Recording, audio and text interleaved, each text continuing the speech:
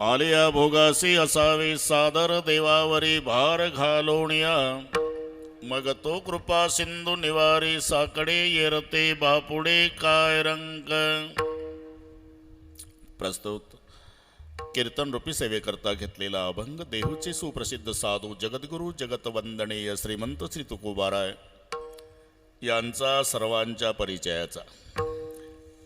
कशा निमित्ताने कार्यक्रम जमलेल्या सर्व भाविकांना या गोष्टीची पूर्णपणे कल्पना आहे। तुम्हा सर्वांचे सुपरिचित पण आता आपल्यात नसलेले स्वर्गीय बाबूरावजी देवका खेमणर यांच्या प्रथम पुण्यस्मरणार्थ त्यांच्या धर्मपत्नी केशरबाई, तिन्ही मुलं सुनील भाऊ, विजय, रामकृष्ण, दोन सुना अमृताताई, भाग्यश्रीताई, मुलगी वैशालीताई, नातू आविज, ज्ञानेश्वर, आदिती, बहिणी लहानूबाई, प्रमिलाबाई, ठकूबाई, इंदूबाई। पाहता काय माझ्या तिथे पुन्हा भाचे राहिले रे शिवाजी लक्ष्मण रखमा, बस जाऊ द्या आलं सारखं। यास मी एकदा दिलं वाचायला। या सर्व परिवाराच्या वतीनं स्वतः विजय भाऊने आळंदीला येऊन हे निमंत्रण दिलं आणि पुन्हा त्याच्यामुळे तुम्हा साकुरकरांच्या दर्शनाचा लाभ झाला। या संबंधाने उपस्थित सर्व महाराज मंडळी, आमच्या आवडीचे मृदंगाचार्य दोघालाही नमस्कार, गायनाचार्य तुम्हालाही नमस्कार, विनेकरी बाबा, टाळकरी, छोटे छोटे साधक, त्यांना शिकवणारे त्यांचे गुरुजी आणि त्यांची संस्था, या सर्वांना मनोभावे वंदन करतो।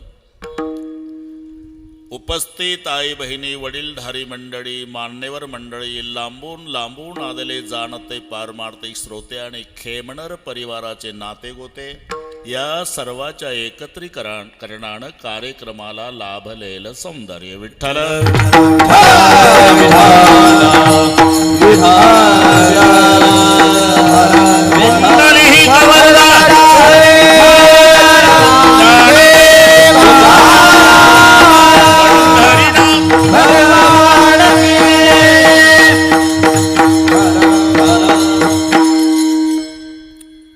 उपजेते नासे नासले पुनरपि दिसे हे घटिका यंत्र जैसे परिभ्रमेगा।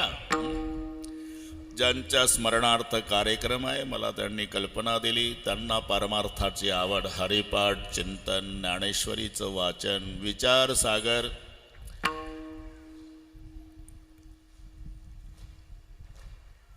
श्री गुरु किसन महाराजजी साखरे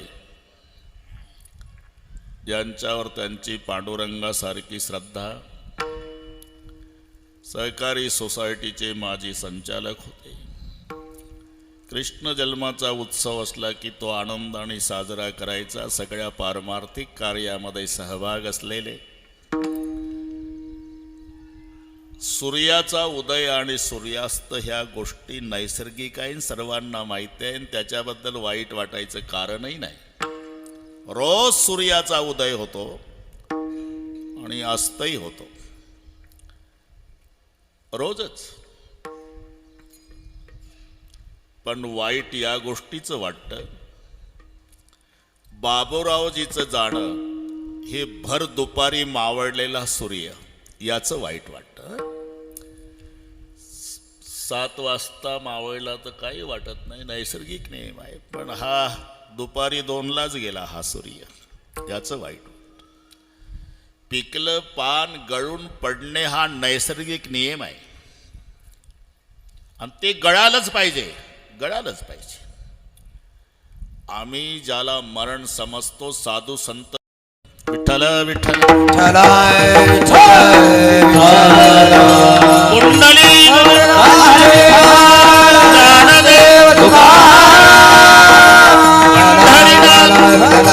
माऊली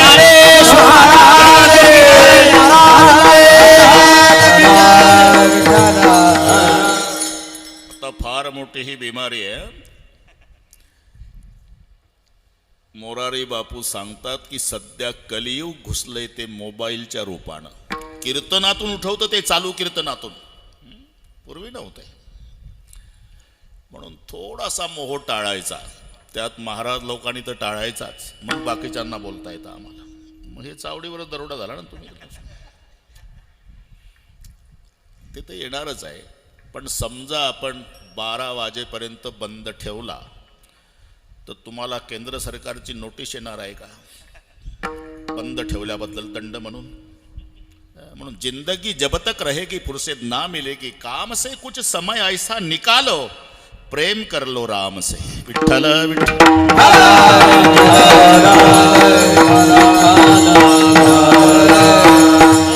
झाडाचं पिकलेलं पान, मी शुद्धीवर आहे, कुठून बाजूला गेलो, अजिबात टेन्शन घेऊ नका. पिकलेलं पान गळून पडणं हा नैसर्गिक नियम आहे आणि गळायलाच पाहिजे. पान पिकलेलं पडलं तेव्हा ते रडत होतं आणि झाड हसत होतं. हा संवाद आहे. रडणाऱ्या पानाला झाड विचारतंय, का रडतो? पत्ता कहे सुनु वृक्षराय, सदा रहो भरपूर, अब के बिछड़े कब मिलोगे, हम नीचे तुम दूर. तुम्ही हे नीट आहे का मी काय सांगतो? पान रडू लागलं, आतापर्यंत तुझ्या सानिध्यात होतो, पिकल्यामुळे गळून पडलो, आता वारा येईल, मी उडून जाईल, वृक्षा तुझी माझी या जन्मी भेट होणार नाही, म्हणून रडतो. पत्ता कहे सुन वृक्ष राय, एकच इच्छा असा हिरवागार रा बाबा. पत्ता कहे सुन वृक्ष राय, सदा रहो भरपूर, अब के बिछड़े कब मिलोगे, हम नीचे तुम दूर. झाड हसू लागलं, पाना हे तुला नवल आहे रे, मला नाही का. वृक्ष कहे सुनु पत्तराय, सुनो हमारी नीत, एक आएगा एक जाएगा, यही जगत की रीत. अरे तुझ्यासारखे पिकले किती गळाले आणि वैशाखात नवीन फुटले, मला काही वाटत नाही. लक्षात, पिकलेलं पान गळून पडणं याचं दुःख नाही, पण बाबूरावजीचं जाणं हे हिरवगार पान गळून पडलं याचं दुःख. विठ्ठल.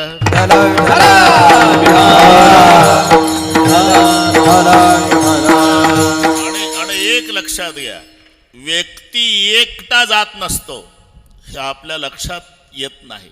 बाबूरावजी गेले, बाबूरावजी गेले, बाबूरावजी गेले हा शब्द सर्वांना माहिती. जसं सहज काल्याच्या कीर्तनात गोकुळ सोडलं, गोकुळ सोडलं, गोकुळ सोडलं, गोकुळ सोडलं, पाठ झाला काला तुम्हाला. पण त्याच्या मागचा इतिहास शोधा. नुसतं गोकुळ सोडलं का? वृंदावन सोडलं, यमुना सोडली, गोवर्धन सोडला, गायी सोडल्या, गोपाळ सोडले, खांद्यावरचं घोंगडं सोडलं, काठी सोडली, मस्तकाचा मोराचा पीस सोडला, कमरीची बासरी सोडली, आपला बाप नंद पाटील सोडला आणि पोटाला धरून चालणं शिकवलं वाड्यात ती मा यशोदा सोडली. अरे नुसतं गोकुळ काय. विठ्ठल.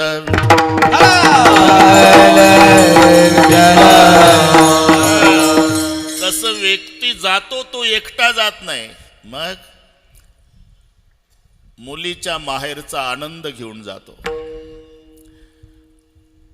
बहिणीची भाऊबीज घेऊन जातो, मुलाचं छात्र घेऊन जातो, भावाचा पाठिंबा घेऊन जातो आणि पत्नीचं कुंकू घेऊन जातो. एकटा जात नाही. जरा विचार करा. मग त्याचं महत्व कळतं. व्यक्ती गेल्यावर महत्व कळतं. अति परिचय खोटा मान राहत नाही, प्रगटिस्तो भानु जगी तुच्छ पाही, लघु शशी द्वितीयेचा वंदिती सर्व भावे, म्हणून सकयारे दूरदेशी राहावे, अति परिचयात अवज्ञा भवती. बापाचं महत्व बाप असेपर्यंत नाही कळत, बाप गेल्यावर महत्व कळतं. आणि मग वाटतं खोकत बसणारा का असेना बाप पाहिजे होता. आणि असंच आहे, आपल्या नाही प्रत्येकाच्या जीवनातलं सांगतो हे. या घटनेनं परमेश्वराला सोडलं नाही. जेव्हा चांगले दिवस येतात, सुखाचे दिवस येतात, बरं झालं तुमचीच वाट पाहत होतो मी, जमला होता, ते हजर असतात. कौतुकाचे दिवस येतात. मुलं होतकरू निघालेली, मुलानं ठरवलेलं असते की आपल्या बापानं खूप कष्ट उपसले.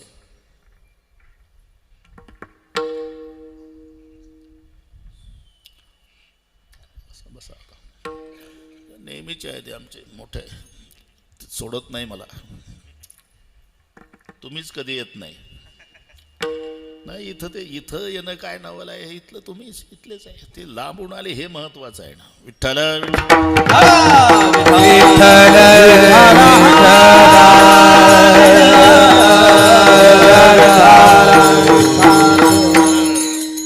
खूप कष्ट बापाने उपसलेले, मुलं होतकरू निघालेली. विजय असेल, सुनील असेल, रामकृष्ण असेल. मग त्यांनी ठरवलेलं असते मोठा बंगला बांधायचा, आपल्या आई वडिलांसाठी एक स्पेशल एसीची रूम काढायची. सगळी तयारी झालेली असते. त्या बंगल्यात बसून आपलं कौतुक बापाने पाहावं इथपर्यंत प्रकरण गेलं की असा नाईलाज होतो. तिथे बाप नाही, त्याचा फोटो लावावा लागतो. लक्षात ठेवा. या घटनेनं देवाला सोडलं नाही. 14 वर्षांनी रामचंद्र येणार, निरोप आला. हनुमानजीनंच आणला. नंदीग्रामात भरतजी 14 वर्ष होते. भरतजी तुम्हारे भैया रामचंद्र जी दोपहर तक अयोध्या में पधारने वाले हैं. एवढं ऐकलं भरत हनुमंताच्या भोवताल नाचून म्हणाला, मारुतीराया हा संदेश ऐकण्यासाठी 14 वर्षे तपाला बसलो होतो. काय देऊ तुम्हाला? काही नाही माझ्याकडे, पण माझा दादा न वहिनी सिंहासनावर बसतील, जय जयकार होईल आणि एकदा राजा राणीचं रूप मी या डोळ्यानं पाहिल, मग दोन्ही पवित्र झालेले बोबुळे काढून बक्षीस देईल तुम्हाला. हा बंधूचा आनंद. आणि मग भरतजी अयोध्येत आले. 14 वर्षांनी आले भरतजी.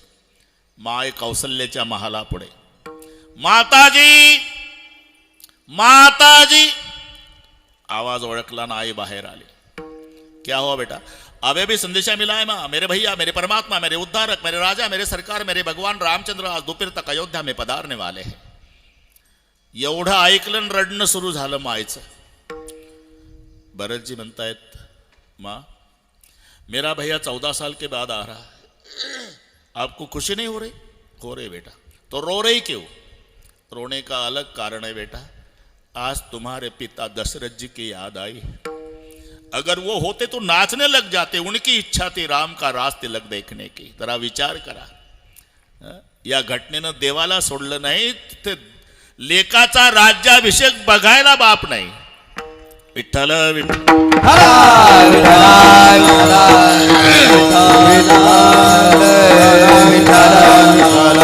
म्हणून हा प्रवास आहे राजा, एवढं लक्षात घ्या.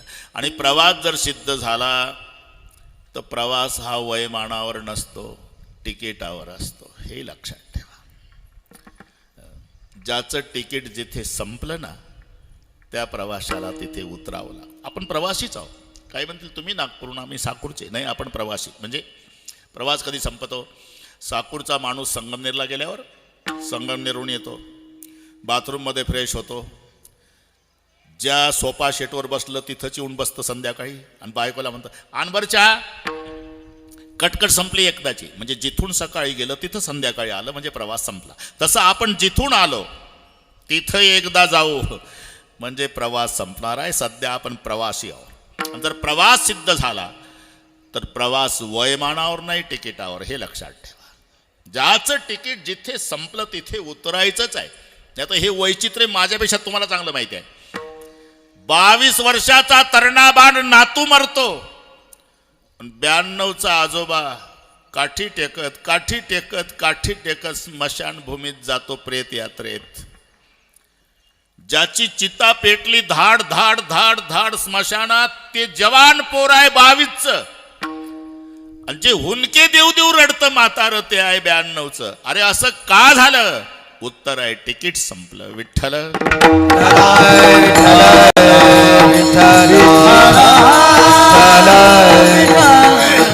तसं ज्याचं तिकीट जिथे संपलं तिथे त्याला उतरावं लागतं. आणि म्हणून ही फार मोठी पोकळी न भरून निघणारी उणीव. बरं का सुनील भाऊ, विजय भाऊ, रामकृष्णा,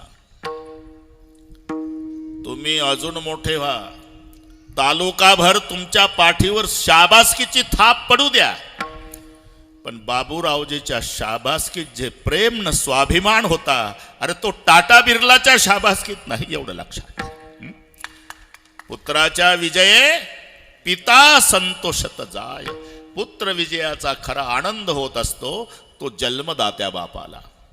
गए हुए कभी आते नहीं, हमें भी मालूम है वो आते नहीं, लेकिन हर साल उस दिन उनकी याद आती है. याचं नाव आहे पुण्यस्मरण. विठ्ठल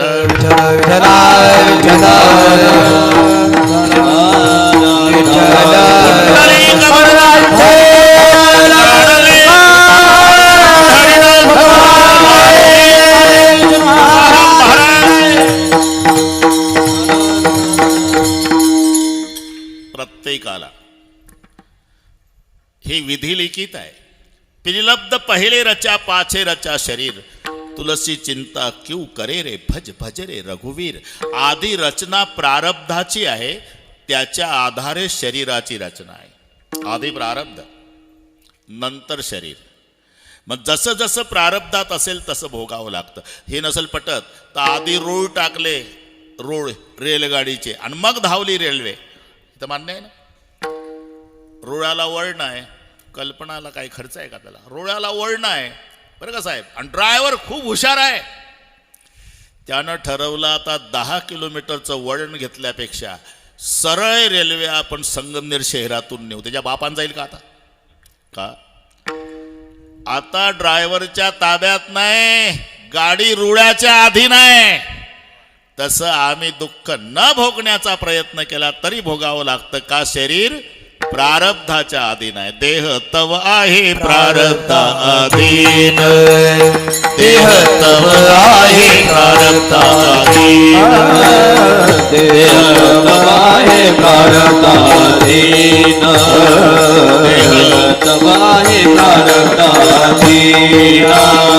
याचा विकाशीन बाहुभार, याचा विकाशीन बाहुभार, देह तव आहे प्रारब्धा अधीन. सर्वाचा काळ तुझी या चिंतने, याचा विकाशीन बाहुभार, याचा विकाशीन बाहुभार, सर्वाचा काळ या सर्वाचा काळ तुझी या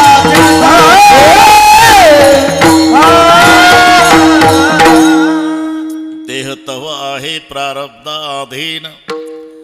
त्याप्रमाणे हे सगळे घडतंय. जे जे लिहिले प्रारब्धी, जे जे लिहिले प्रारब्धी,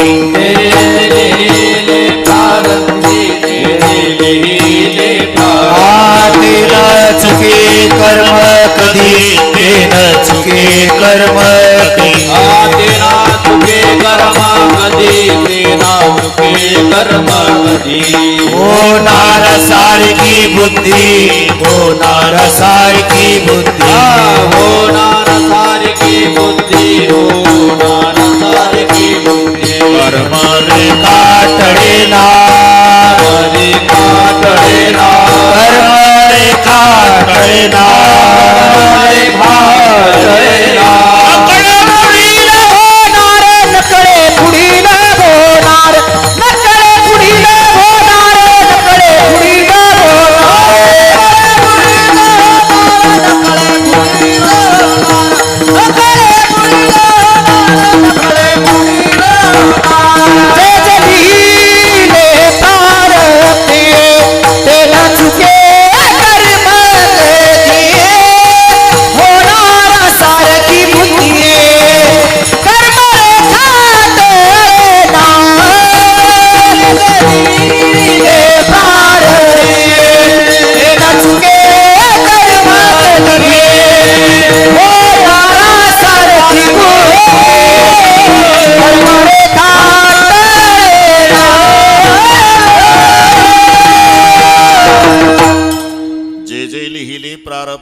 चुके कर्म कधी होणारा सारिकी बुद्धी कर्म रेखा टळेना.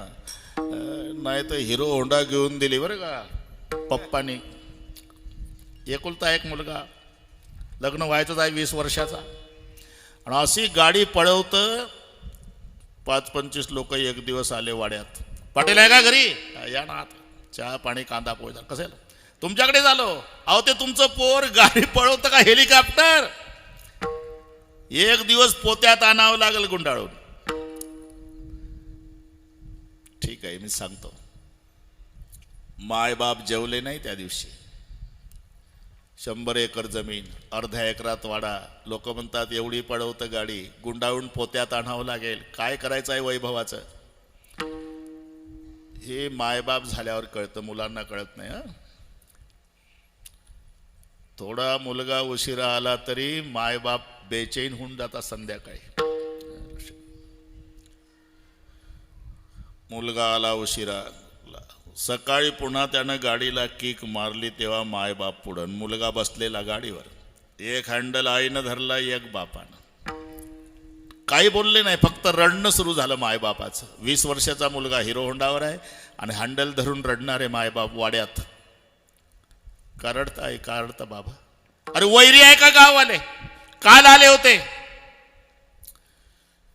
ते हेलिकॉप्टर सारखं चालवतोय म्हणे तुमचा मुलगा, आणि त्यांनी सांगितलं एक दिवस पोत्यात गुंडाळून आणावं लागेल. तुझी आईन मी जेवलो नाही कालपासून. अरे 100 एकर जमीन आहे, एका खांबावर द्वार काय राजा? आम्ही मायबाप आहे, पण तुझ्या पाया पडतो, हळू चालवत जा. हा लक्षात घ्या.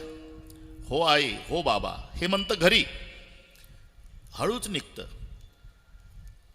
लागलं रोडला, पुन्हा 80 पळवतं. का? संगमनेरवरून एक ट्रक 80 निघालेली आहे, आणि याचं मरण तिथे विधिलिखित आहे. ट्रक खाली सापडून मरणार. माय बापाने सांगू द्या, गावकऱ्यांनी सांगू द्या, तरी का पळवतं गाडी? त्याचं प्रारब्ध सांगतं पळव पळव पळव. तिथं आपलं ठरलं आहे पळव. याला म्हणतात होणारा सारिकी बुद्धी कर्म रेखा टळेना. होणारा सारिकी बुद्धी कर्म रेखा टळेना. होणारा सारिकी बुद्धी कर्म रेखा टळेना. सारिकी बुद्धी कर्म रेखा टळेना. इथपर्यंत आलो आपण. हा बरोबर करू. जे जे लिहिले प्रारब्धे ते न चुके कर्म कधी. होणारा सारिकी बुद्धी कर्म रेखा टळेना. जर त्याला कळालं असतं आपला अपघात हायवेला आहे, ती एवढ्या वेगात गाडी नेली असती का त्यानं? मग का नेतं? कर्म तदनुसार वर्तने लागे सर्वथा. कर्म तदनुसार वर्तने लागे सर्वथा. कर्म तदनुसार वर्तने लागे सर्वथा. कर्म तदनुसार वर्तने लागे सर्वथा. नकळे पुढील होणार नकळे पुढील होणार. विचार तुझा विचार.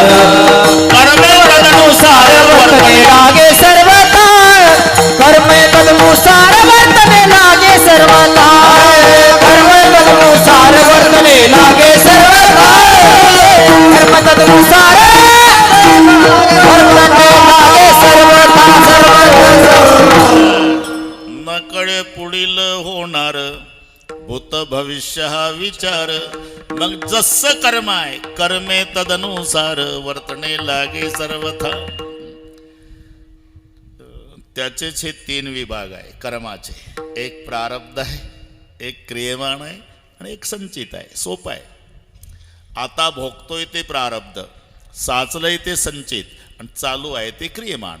शेतकऱ्याच्या भाषेत सांगतो, शेतातलं पीक क्रियमाण, कणगीत साठवून ठेवलं हे संचित, आणि सकाळी गिरणीवर दळायला नेलं हे प्रारब्ध. आपण जे भोगतोय ते प्रारब्ध आहे, साचलंय ते संचित आहे, आणि हे कोणाला चुकत नाही. अरे लोखंडाला नाही तर माणसाला काय? मी सांगतो लोखंडाला 1 फूट लांबीचं लोखंड हे कोण्या गावात घडलं विचारून फक्त ऐकत राहा.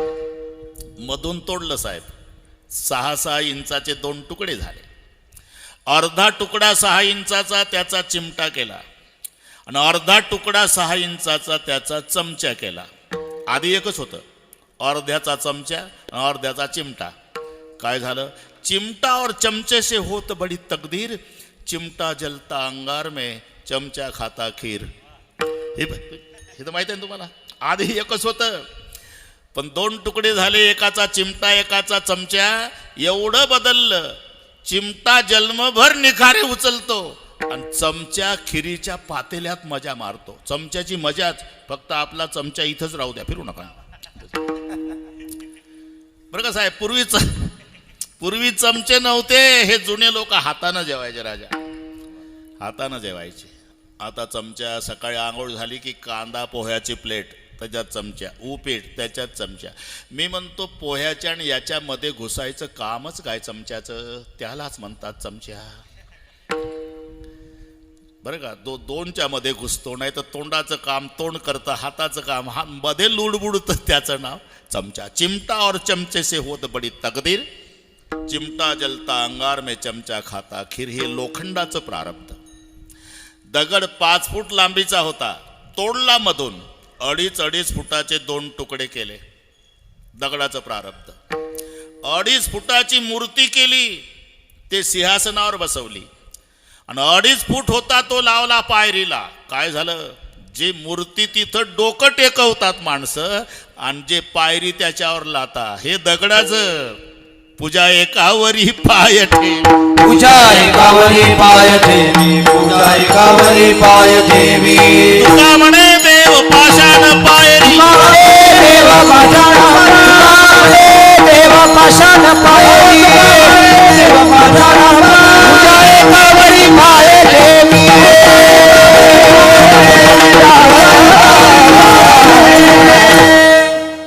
दगडाचं नशीब सांगितलं मी. लोखंडाचं माणसाला कसं सोडलं हे? अरे जिथं दगडाला सोडलं नाही, लोखंडाला सोडलं नाही.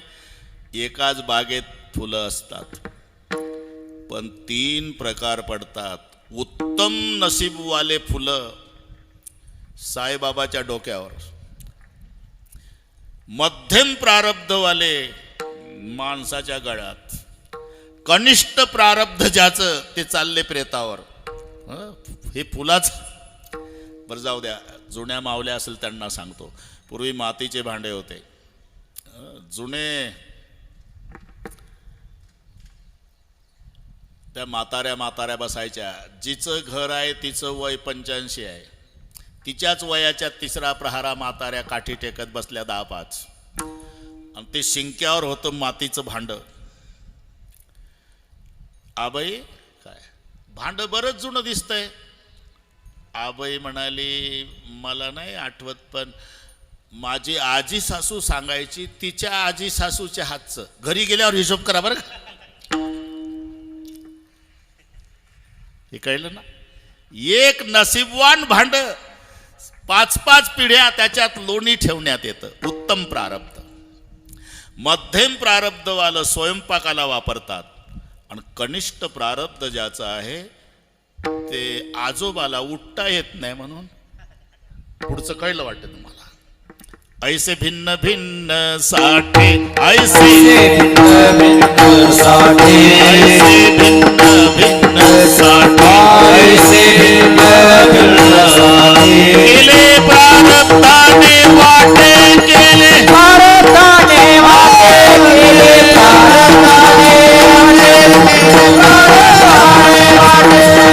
भारताने वाटे केले, भारताने वाटे. ऐसे भिन्न भिन्न साठे केले, भारताने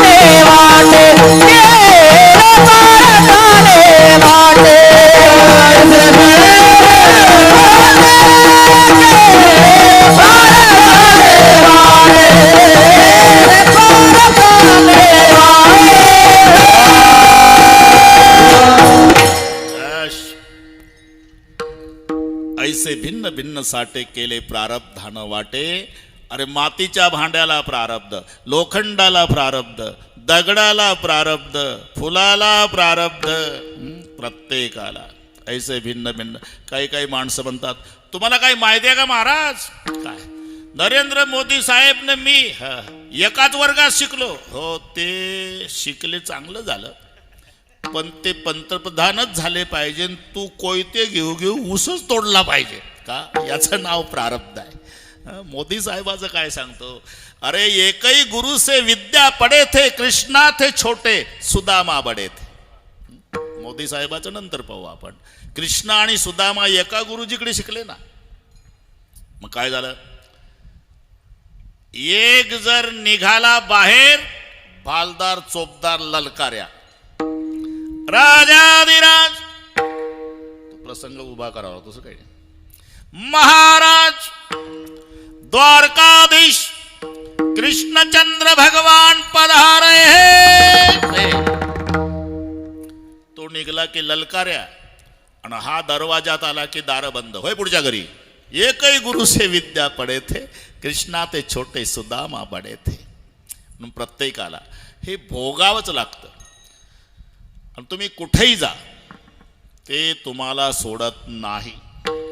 जसं पोटाच्या भीतीनं कुठेही जा, माणसं गावं का सोडतात याचं उत्तर शोधा. हे पोट विधभरच आहे, विधभर आहे, पण गावात राहू देत नाही. कोणी असू द्या. देख संन्यासी देख फकीरा घर घर मागे टुकड़ा रे. एक सन्यासी एक फकीरा घर घर मागे. एक सन्यासी एक फकीरा घर घर मागे टुकड़ा. एक सन्यासी एक फकीरा घर घर मागे टुकड़ा. एक ही आसन पर कोई नहीं बैठा, पीछे पेट का लकड़ा. एक ही आसन पर कोई नहीं बैठा, पीछे पेट का लकड़ा. एक ही आसन पर कोई नहीं बैठा, नीचे पेट का लकड़ा. कोई नहीं बैठा है. यारो पेट बड़ा भागा, सबको लगा दिया धोखा. यारो पेट बड़ा भागा, सबको लगा दिया धोखा. यारो पेट बड़ा भागा, सबको लगा दिया धोखा. यारो पेट बड़ा भागा, सबको लगा दिया धोखा. यही पेट से राव सिपाही, यही पेट से मरते. यही पेट से राव सिपाही, यही पेट से मरते. यही पेट से राव सिपाही, यही पेट से मरते. यही पेट से राव सिपाही, यही पेट से मरते. यही पेट के खातिर आदमी मुलुक मुलुक सब फिरते. यारो पेट बड़ा भागा, सबको लगा दिया धोखा. यारो पेट बड़ा भागा, सबको लगा दिया धोखा. यारो पेट बड़ा भागा, सबको लगा दिया धोखा. मारो पेट बड़ा भागा, सबको लगा दिया धोखा. काश. पोटाच्या भीतीनं कुठेही जा तुम्ही, तुम्हाला पोट सोडत नाही. तसं कर्माच्या भीतीनं कुठेही जा. त्याची बायको मरण पावली, कोण्या गावाला विचारू नका, हो म्हणत जा फक्त. बायको मरण पावली, न्हायला प्रेत काढलं, तिरडीवर बांधलं, आणि त्या प्रेतात पिशाच्यानं प्रवेश केला. दोऱ्या तोडूनच उठली. म्हणलं अरे लेका जिवंत माणसं पेटवायला सांगता का रे आम्हाला? तो म्हणला नाही हो. नवरा म्हणला 6 तास झाले नाकाला कापूस लावतो, कापूस उडे न राव. बाकीचे गेले निघून. नवऱ्याला जाता येईल का? 6 महिने होतं भूत, त्याला माहितीच नाही. मग कळलं कधी? पाहुणे आले एकदा. ते बैठक रूम मध्ये बसले होते घरमालक, बरं का साहेब. पाहुणे म्हणले, बायको स्वयंपाक करत होती. पाहुणे म्हणले पाणी बोलव, पाणी. यानं ऑर्डर दिली. अरे पाहुणे आले, पाणी आणा.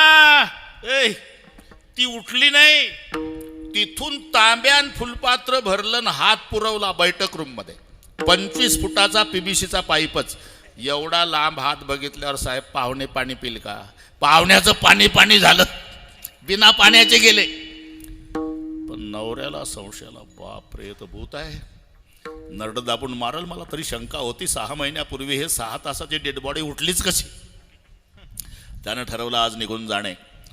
संध्याकाळी झोपायचं नाटक केला, ती झोपली. ही लुंगी बनेनवर तसंच उठलं, हायवेला गेलं. एक ट्रक आली, त्याच्या पाया पडलं. ते ट्रक मनमाडला गेली होती. तिथं रेल्वे आली, मग रेल्वेत बसलं. रात्रभरात नागपूरला गेलं, प्लॅटफॉर्म उतरलं.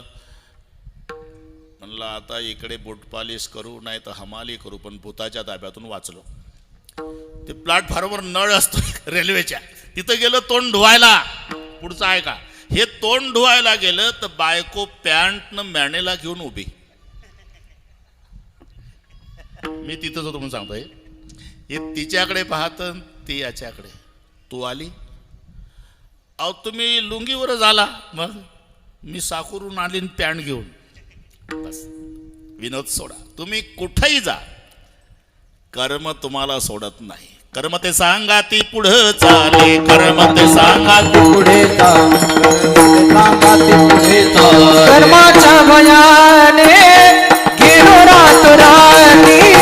कर्म ते सांगाती पुढे चाले, कर्म ते सांगाती कर्माच्या भयाने गेलो रातोराती. कर्म ते सांगाती पुढे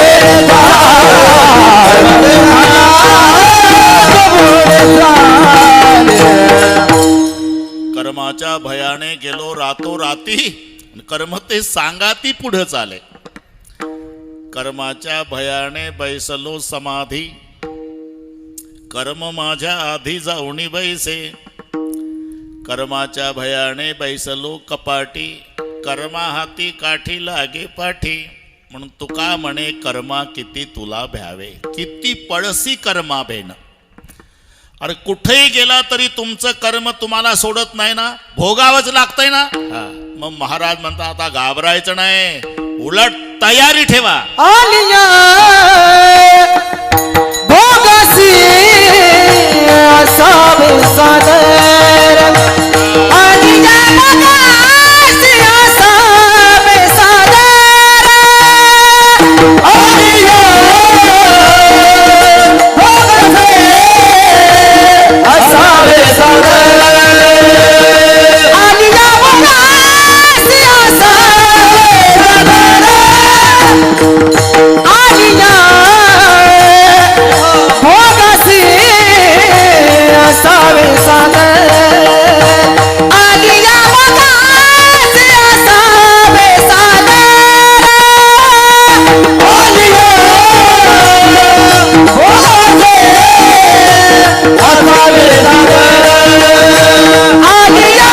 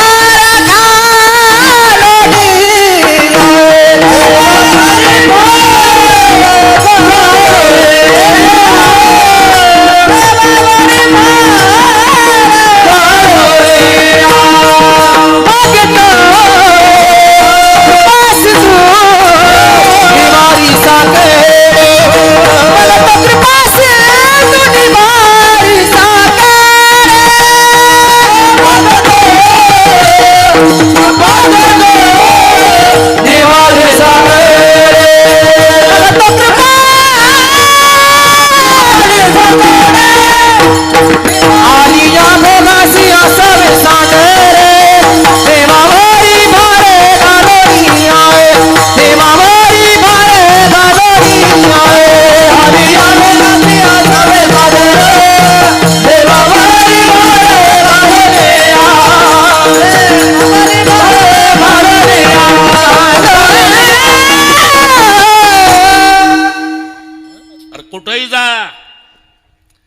ते कर्म तुम्हाला सोडत नाही, भोगावंच लागतंय ना. मग घाबरू नका, भोगण्याची तयारी ठेवा. आलिया भोगासी, इथपर्यंत आलो आपण, बरोबर करू. आलिया भोगासी असावे सादर. पण पुढचे शब्द, देवावरी भार घालवण्या,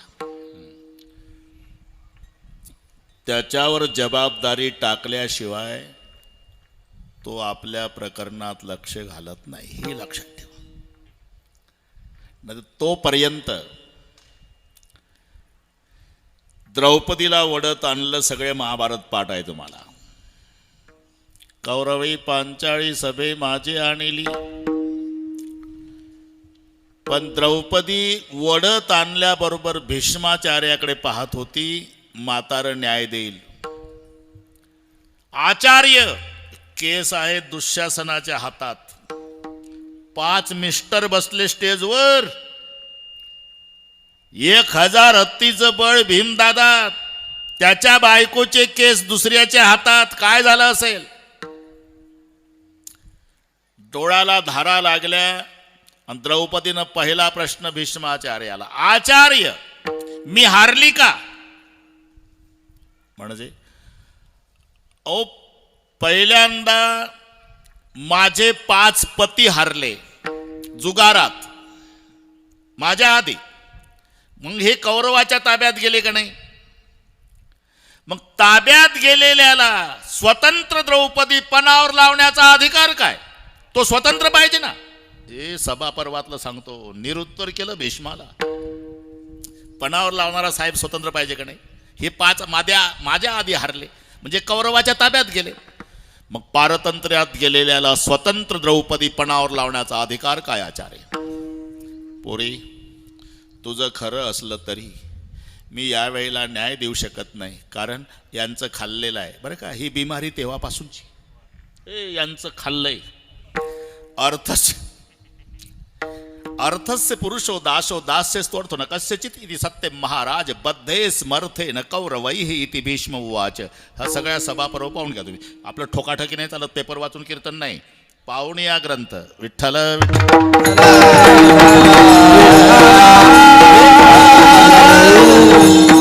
नाही तर आता एवढं सोपं झालं महाराज, एक गोष्ट संपली का दुसरी लावायची, ते झाली का? जेणेकरून लोक हसतील एवढ्या गोष्टी जमा करायच्या. बस, अभंगाचा आणि बोवाचा काही संबंध नाही, आणि त्याच्याही तारखा मिळत नाही. हे शोकांतिक आहे. पुढं काय होईल कोणास माहीत. खरं सांगा, चिठ्ठ्या तमाशात यायच्या का नाही? चिठ्ठ्या, हे गाणं म्हणा, ती बाई नाचून म्हणायची, मग दुसरी चिठ्ठी यायची. आता कीर्तनात चिठ्ठ्या सुरू झाल्या. हे म्हणा, हे मराठी तुम्हाला कळली. विठ्ठल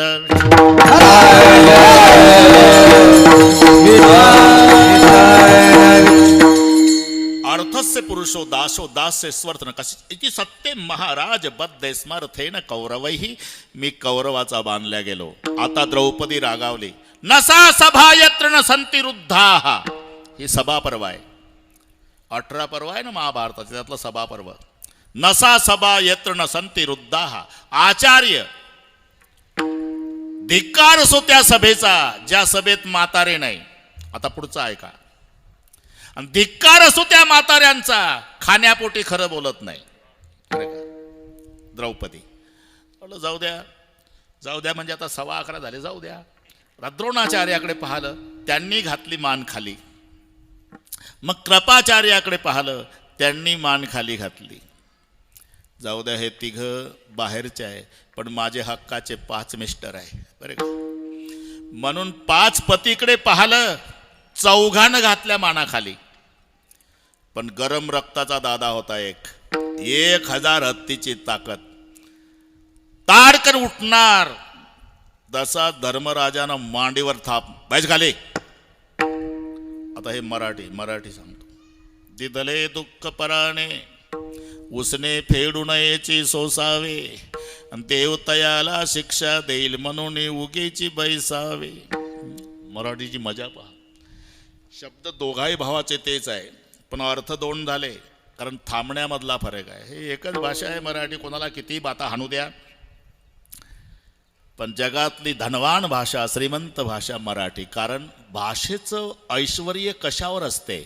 स्वरावर. जितके स्वर जास्त बरं कसं आहे ती भाषा श्रीमंत, जेवढे स्वर कमी ती भाषा गरीब.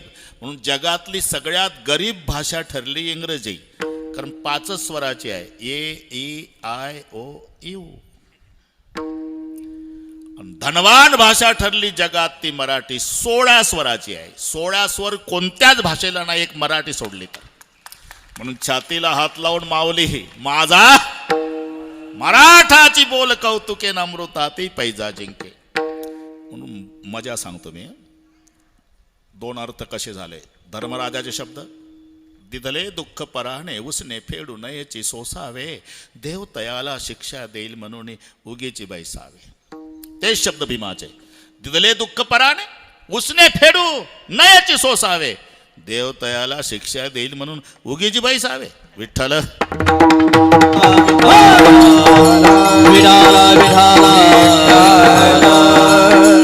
पण नाही चाललं. शेवटी आपलं रक्षण आपल्या बाहुबलानं करायचं ठरवलं.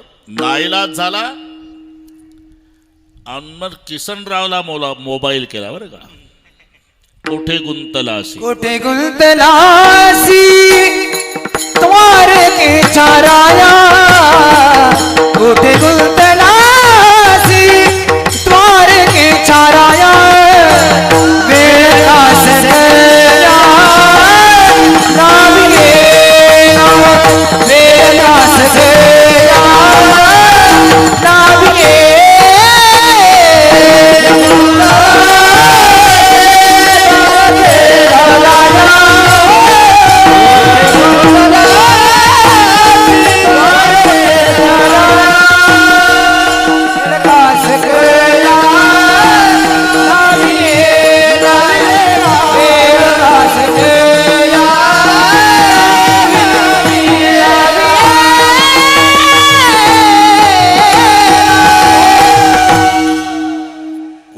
गुंतलासी द्वारकेच्या राया, वेळे का सकयाला वियला.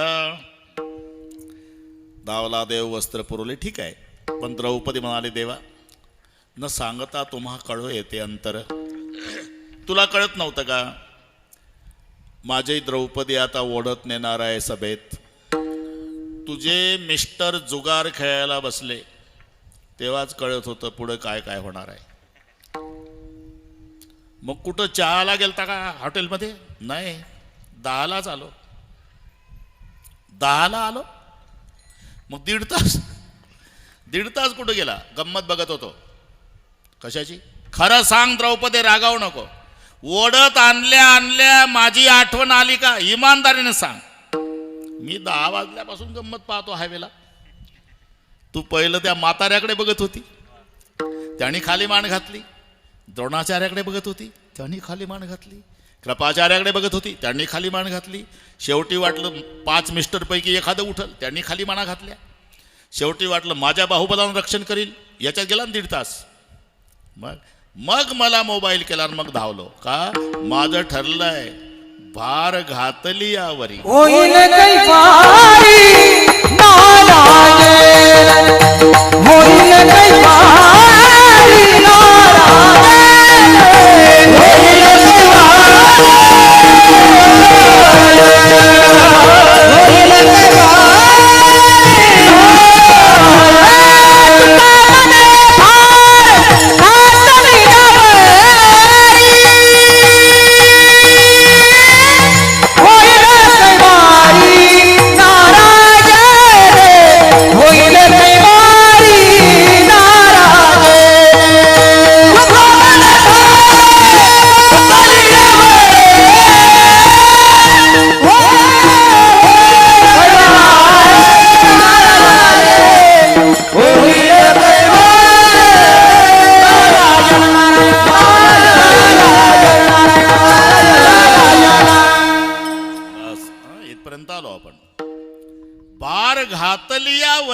होईल कैवारी नारायण.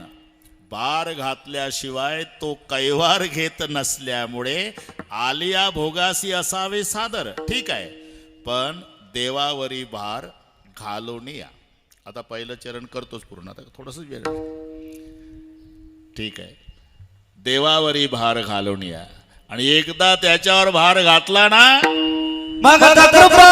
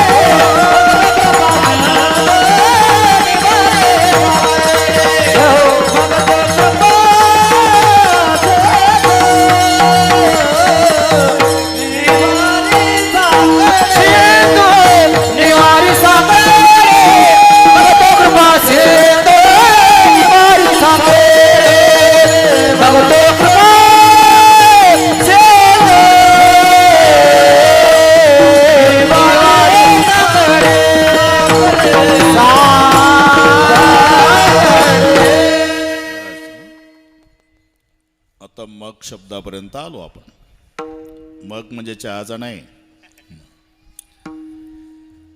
आलिया भोगासी असावे सादर देवावरी भार घालून या. आणि एकदा त्याच्यावर जबाबदारी टाकली ना मग तो कृपा सिंधू निवारी साकडे. इथपर्यंत आलो. बरोबर करू. बरोबर करू. पुन्हा 55च्या वयात गेल्यामुळे 55 ज्ञानेश्वर्या द्यायच्या आपल्याला. 2000 हरिपाठ वाटायचे आहे. बरोबर आहे. सगळ्या कार्यक्रम मिलिटरी सारखा शिस्तबद्ध होईल. अजिबात टेन्शन घ्यायचं नाही. एकदा संप्रदायपूर्वक भजन घेऊ. रे हो म्हणत जा. हात वर करा एकदा. एवढे घ्या. एवढे हात घे भाऊ. उद्या पेपरला देऊ आपण. स्वर्गीय बाबूरावजी केमनर यांच्या स्मरणार्थ त्यांच्या जन्मगावी भजन करणारा जनसागर. हे एवढं होऊ दे. हां वरून हा साबास. हात दुखायच्या आधी असं विठोबा रखुमाई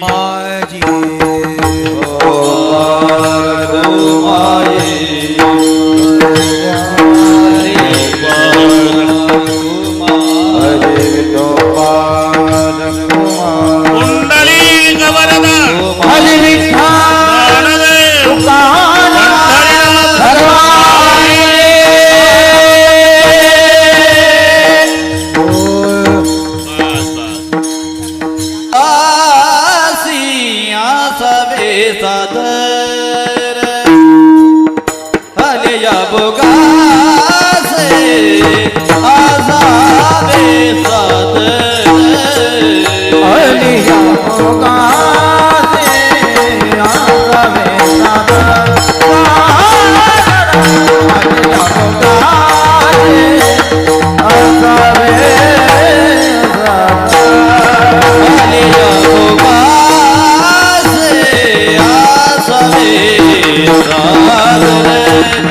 Hallelujah.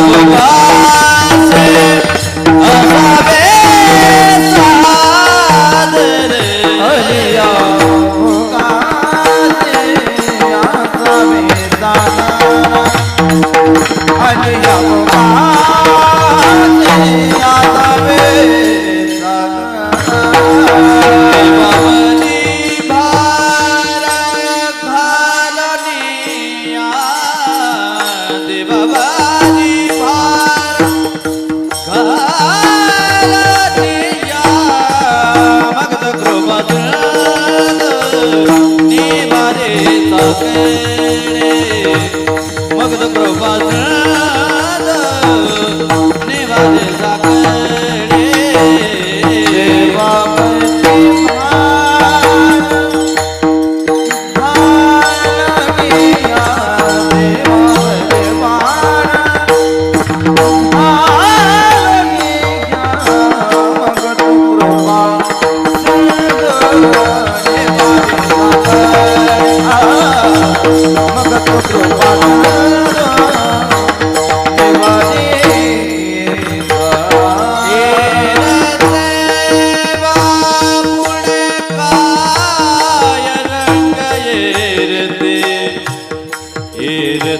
बापुळे का